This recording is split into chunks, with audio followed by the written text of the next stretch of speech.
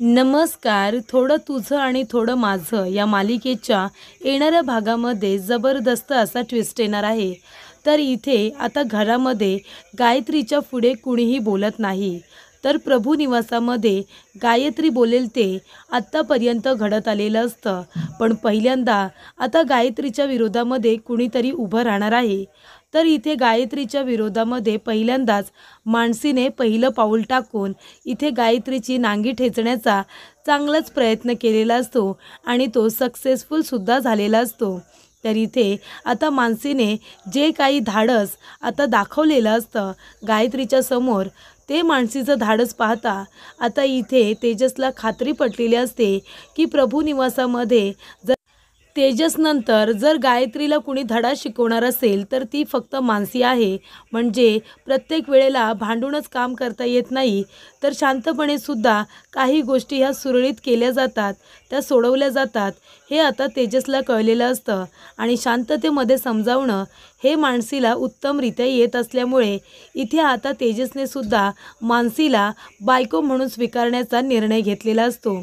तर आता अचानक असं काय घडतं की गायत्रीच्या समोर कुणाची बोलायची हिंमत होत नाही, मानसीची सुद्धा नाही. पण अशी काय गरज पडते की तिच्या विरोधामध्ये आता मानसीला पाऊल टाकावं लागतं आणि आभाची मदत करावी लागते. आणि त्याचबरोबर मानसीचं धाडस बघून आता तेजसने आपला निर्णय कसा काय बदललेला असतो.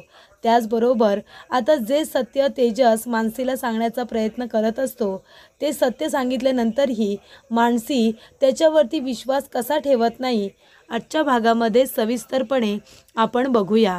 तर इथे तेजसने निर्णय घेतलेला असतो, काहीही झालं तरीसुद्धा आता मानसीला सत्य सांगायचं की मी संपतरावांना कशासाठी भेटायला गेलो होतो, आमच्या दोघांची पहिली भेट ही कशी झाली होती, त्यानंतर मिसेस मानसी मला स्वतःहून सोडून जातील असं तेजसला वाटत असतं. पण इथे मानसीच्या मनामध्ये तेजसने जागा निर्माण केलेली असते. तिने मनापासून हे नातं स्वीकारलेलं असतं, घरातल्या लोकांना आपलंसं केलेलं असतं आणि आता तिला फक्त तेजसच्या मनामध्ये आपली जागा निर्माण करायची असते. तेजस सारखा सारखा तिला म्हणत असतो की तुम्ही या लग्नामध्ये, या बंधनामध्ये अडकून पडू नका. तुम्ही माझ्या घरामध्ये हे रडायचं, भांडण करायचं, हे तुम्हाला काही जमणार नाही. तुम्ही तुमचं सुखी आणि चांगलं आयुष्य जगा तुमच्या आईबरोबर आणि तुमच्या बहिणीबरोबर, हे तेजसचं म्हणणं असतं. तुम्हाला तुमच्या वडिलांनी एवढं शिकवलं आहे, त्या शिक्षणाचा वापर, त्या कंपनीचा आणि त्या नोकरीचा वापर तुम्ही आमच्या घरासाठी नाही तर तुमच्या घरासाठी, तुमच्या आईच्या बहिणीच्या सुखासाठी करावा, असं तेजस सातत्याने मानसीला म्हणत असतो. मानसीला म्हणत असतो की तुम्ही माझ्याबरोबर या लग्न बंधनामध्ये अडकून राहण्यापेक्षा तुम्ही तुमचं असं सेपरेट आयुष्य जगावं अशी माझी इच्छा आहे, ते सुद्धा सुखामध्ये. तेव्हा इकडे मानसीचं असं म्हणणं असतं की आता माझं लग्न झालं, माझ्या वडिलांनी नवरा म्हणून, जीवनसाथी म्हणून तुमची निवड केली आहे आणि त्यामुळे ठरल्याप्रमाणे आणि माझ्या वडिलांच्या शब्दाप्रमाणे माझं लग्न तुमच्याबरोबर झालं आहे. आता काहीही झालं तरीसुद्धा मी तुम्हाला सोडून कधीही जाणार नाही आहे. झालं ते झालं, लग्न कुठल्याही परिस्थितीत झालं असलं तरीसुद्धा लग्न झालं आहे ना. मी आता तुमची बायको आणि प्रभूंची सून आहे. त्याच्यामुळे पुन्हा अशी गोष्ट करू नका की मला सोडून जा, माझं घर सोडून जा, असं म्हणू नका.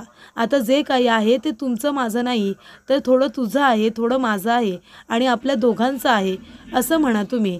तर ती तेजसला वारंवार समजावत असते. तरीसुद्धा तेजस एकच गोष्ट म्हणत असतो की मी तुमच्या लायकीचा नाही आहे, तुम्ही प्लीज मला सोडून जा.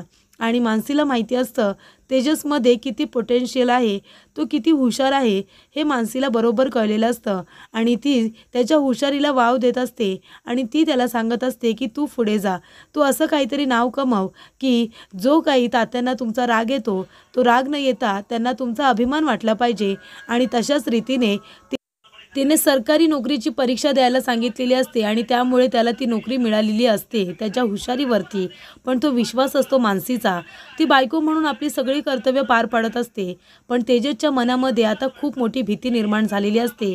जे त्याच्या ऑफिसमध्ये घडलं, जो त्याचा भूतकाळ त्याच्या समोर आला, त्याच्या अंगावरती एका बाईने शाई टाकली आणि तेव्हा इथे आता मिस मानसींना सुद्धा हे सत्य मला सांगायला हवं की माझं लग्न त्यांच्याबरोबर ज्या परिस्थितीत झालं ती परिस्थिती चुकीची होती, तो निर्णयसुद्धा चुकीचा होता. तुम्ही मला खरं सोडून जा.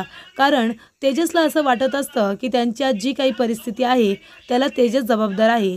कारण तो मानसीच्या वडिलांना फसवायला गेला होता, त्यांच्याकडून पैसे उकळायला गेला होता आणि त्याच वेळेला संपतराव काकांना खूप मोठा हार्ट अटॅक आलेला असतो आणि त्यामुळे त्यांना हॉस्पिटलमध्ये घेऊन जाणारा सुद्धा तेजसच असतो.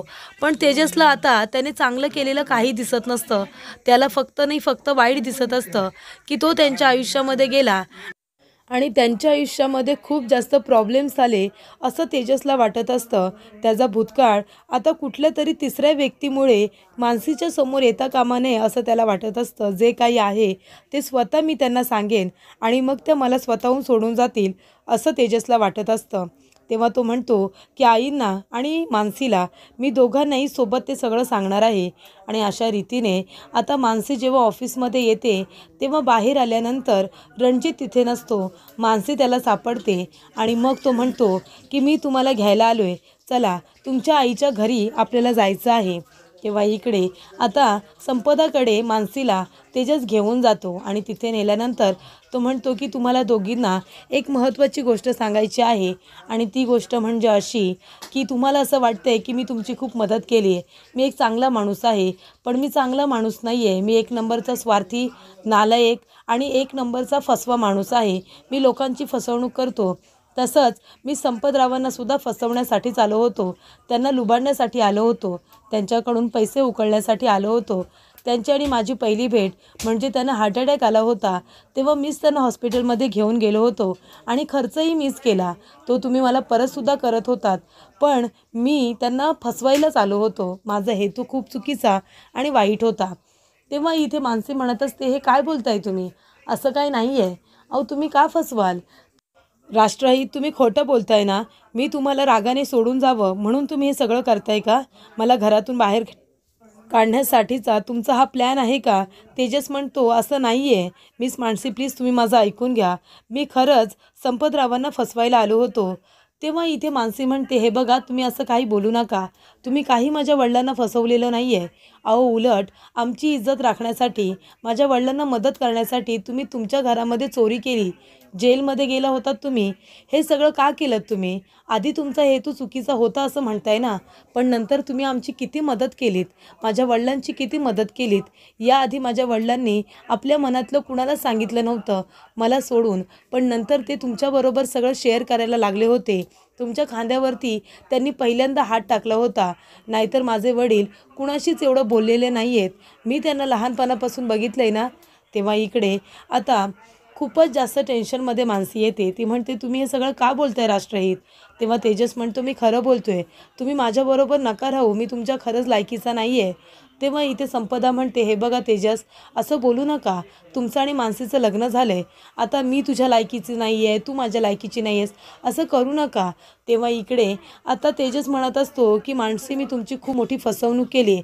तुमच्यापासून मी सत्य लपवलं आहे, पण आता मी खरं सांगतोय तुम्हाला. तेव्हा इथे मानसी म्हणते, कधी कधी आपण काही चांगल्या गोष्टींसाठी सत्य लपवून ठेवतो, कारण ते सत्य लपवलं तर गैरसमज होत नाहीत असं मला वाटतं.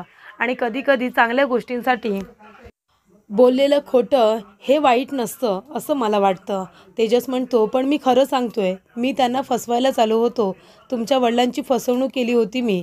तेव्हा मानसी म्हणते, हे बघा तेजस, हे तुम्ही मुद्दामून बोलताय का? मी तुम्हाला सोडून जावं म्हणून माझ्या मनामध्ये तुमची इमेज खराब करताय तुम्ही. असं अजिबात होणार नाही. तुम्ही कितीही स्वतःला वाईट म्हणालात ना, तरीसुद्धा तुमची चांगली बाजू मी बघितली आहे. तुम्ही किती धडपड केलीत माझ्या लग्नामध्ये, माझ्या वडिलांना किती मदत केलीत, मला सगळं माहिती आहे. आणि अजूनही तुम्ही आम्हाला मदतच करताय. तुमच्यामुळे काहीही चुकीचं घडलेलं नाही आहे. जे काही घडलं तो आमच्या नशिबाचा भाग होता असं म्हणायचं आणि आता पुढे जायचं. पण प्लीज तुम्ही स्वतःला दोष देणं बंद करा. तर इथे मानसी आता तेजसवरती विश्वास ठेवत नाही. त्यानंतर तेजसला आता काम असल्यामुळे तो बाहेरच निघून जातो आणि मानसी घरी येते. तर इथे गायत्रीने आता आभाला आणि विनयला बोलताना बघितलेलं असतं. तेव्हा इकडे आभा खूप घाबरते. विनय घरी गेल्यानंतर आता दिनेश घरी आलेला असतो. तेव्हा गायत्री म्हणत असते, दिनेश तुला माहिती आहे का, तुझी बहीण इथे काय रंग उधळते. त्या विनीतबरोबर गाडीमध्ये बसली होती, त्याच्याबरोबर गुलू गप्पा मारायला, आणि घरी आल्यानंतर त्याला पाणी काय देते, चहा काय देते, नाश्ता काय देते, काय चाललंय ते विचार तुझ्या बहिणीला जरा. प्रभूंची इज्जत वेशीवरती टांगायला निघाली की काय. म्हणजे आधीच सगळेजण थुथू करतायत, पण आता तुमची बहीणसुद्धा. इथे तुम्ही मिणमिणते दिवे आणि ही आता पण ती मिणमिणती प्रभूंची इज्जत वेशीला टांगायला निघाले. रस्त्यामध्ये गाडीमध्ये बसून गप्पा मारत होती आणि म्हणे तर काय, तात्यांना खूप घाबरते म्हणून, कारण तात्या तत्ववादी आहेत ना. मग ही तात्यांची इज्जत राखते का तुझी बहीण. तेव्हा इथे आता दिनेशला राग येतो. दिनेश म्हणतो, हे सगळं काय आभा. गायत्री म्हणते, ते खरं आहे ना, म्हणजे तू त्या विनीतबरोबर गाडीमध्ये बसून गप्पा मारत होतीस का ग, का केलंस तू असं. आणि आता इथे दिनेश तिच्यावरती हात उगारत असतो. तेवढ्यातच तिथे गायत्री येते आणि दिनेशचा हात पकडते आणि म्हणते की दादा, हे तुम्ही काय करताय. तेव्हा गायत्री म्हणते, तुझी हिंमत कशी झाली दिनेशचा हात पकडायची, तो त्याच्या बहिणीला सरळ रस्त्यावरती आणतोय, कळतंय का. तेव्हा इथे मानसी म्हणत असते, पण तिने केले तरी काय, ते तरी विचारा तिला, तिची चुकी काय आहे. तेव्हा इकडे आभा म्हणत असते की वहिनी, काही नाही, तुझा भाऊ विनीत आला होता आणि तो फक्त गाडीमध्ये बसला होता, मी त्याच्याशी गप्पाच मारत होते, कॉलेजमधलं सांगत होते, आणि तो त्याच्या गाडीबद्दल, त्याच्या ड्रायव्हिंगबद्दल आम्ही एवढ्याच गप्पा मारल्या, बाकी काही नाही, चुकीचं असं मी काहीही केलेलं नाही आहे. तेव्हा मानसी म्हणते, अच्छा, म्हणजे आपण कुणाशी तरी बोललो, त्यांच्या गाडीमध्ये बसलं तर आपण वाईटच आहोत असं असतं का. म्हणजे आता आमचा बाहू हा विनीत ड्रायव्हर आहे, कितीतरी माणसं त्याच्या गाडीमध्ये बसतात, कितीतरी मुली, कितीतरी बायका, पुरुष सगळेजण बसतात, म्हणून काय तो वाईट आहे किंवा त्या बायका वाईट आहेत म्हणून बसतात की काय. जनरली आपण ओळखीच्या माणसाजवळ गप्पा मारू शकत नाही का. जशी मी सगळ्यांजवळ बोलते, तशी आभा माझ्या कुटुंबातील माणसांजवळ बोलू शकत नाही का. आणि आभाने काही चुकीचं तर केलेलं नाही आहे ना, तिने काही वाईट तर केलेलं नाही आहे ना, फक्त बसून गप्पा मारत होती, याच्यामध्ये तिला मारण्यासारखं काय आहे. तेव्हा इथे मानसीने आभासाठी आता स्टँड घेतलेला असतो. दिनेशला समजावलेलं असतं की एक मुलगा आणि एक मुलगी जर बोलले तर ते चुकीचेच आहेत, असा आपण गैरसमज का करायचा. त्यामुळे इथे आता मानसीने पहिल्यांदा गायत्रीच्या विरोधामध्ये जाऊन आभाची साथ दिलेली असते. म्हणजे ती एखाद्या मुलाबरोबर बोलली तर तिच्यावरती हात उगारायचा, तिला मारायचं, हा याच्यावरचा पर्याय नसू शकतो असं मानसी म्हणते आणि आभाची साथ देते. तेव्हा इथे तेजसला हे सगळं बघून खूप आनंद होतो आणि तो म्हणतो की गायत्री वहिनीला धडा शिकवायचा असेल तर मानसीसारखीच बायको हवी आहे आणि मानसीसारखी सून. तेव्हा त्याने आता आपला निर्णय बदललेला असतो. मानसीचा बायको म्हणून स्वीकार करायचा, मान द्यायचा ठरवलेलं असतं.